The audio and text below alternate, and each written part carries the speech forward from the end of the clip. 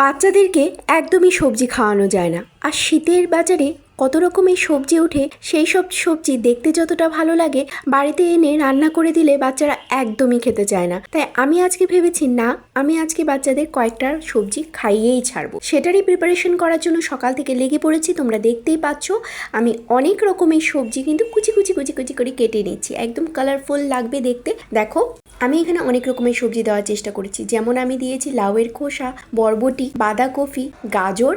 সবজিগুলো সবগুলো কুচি কুচি করে কেটে সুন্দর করে ধুয়ে নিয়েছি, দেখতে কত সুন্দর লাগছে তাই না। এবার কড়াইতে সাদা তেল গরম করেছি, যেহেতু আমার হাজবেন্ডও এটা খাবে আর আমার হাজবেন্ডকে ডাক্তার ঘি খেতে একদম না করেছে আর একদম মিনিমাইজ মশলা খেতে বলেছে, সে মশলা বেশি খাই না, তাই আমিও একদম অল্প মশলা দিয়ে তৈরি করি। এই যে সাদা তেল গরম করে একটু চিকেনও দিয়ে নিয়েছি, সবজি খাওয়াবো সাথে চিকেনের একটু লোভ তো থাকতেই হবে। এই যে চিকেন দেখতে পাচ্ছ, এই চিকেনটা লোভে লোভেই কিন্তু এই এতগুলো সবজি আমার বাচ্চারা খেয়ে নেবে। চিকেনটা ভালো করে ভাজা হয়ে যাওয়ার পরে আমি চিকেনের সাথে সবজিগুলো ওইখানে দিয়েছি, সবজিগুলো একটু ভাজা ভাজা হয়ে যাওয়ার পরে এটার মধ্যে আমি রাইসটাও দিয়ে দেবো। রাইসটাও ভালো করে মিক্স করে নেব সব কিছুর সাথে, তারপর হয়ে যাবে আমার veggie rice with chicken ready.